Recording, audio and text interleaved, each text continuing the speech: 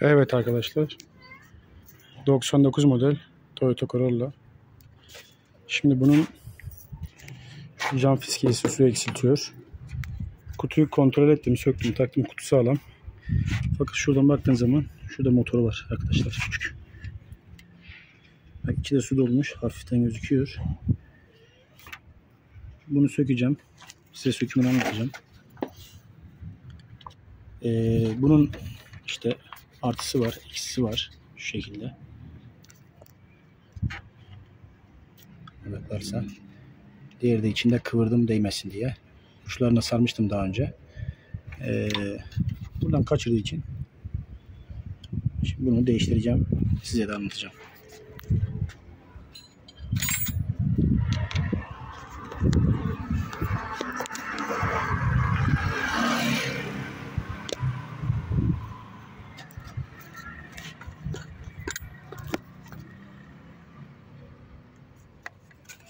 Bu şekilde odaklarsa şu yeni fiskiyemiz. Şu artısı eksi biraz büyük. Bunun için tekrar uç ayarlayacağım.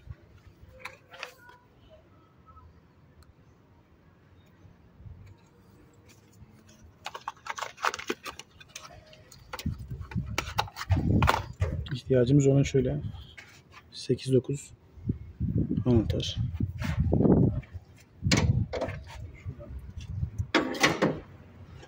Söküyoruz.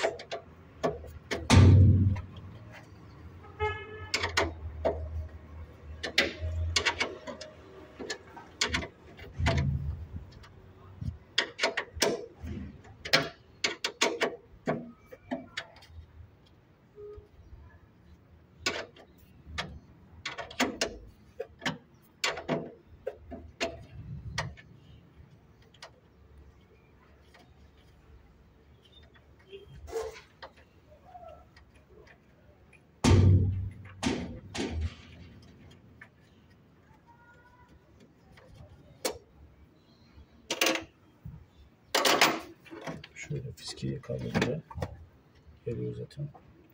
Şurada bir tane hortum var.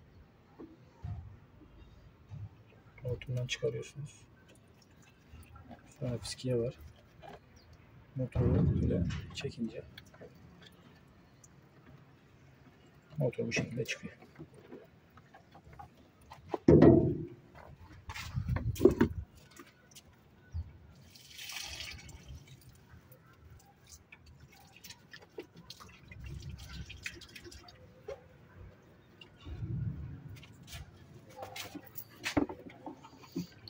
Şunu sökeceğiz.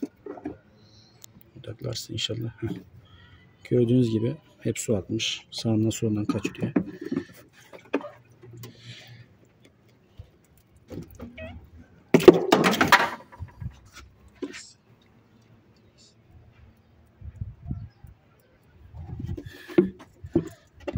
Yenisini de buradan takıyoruz arkadaşlar.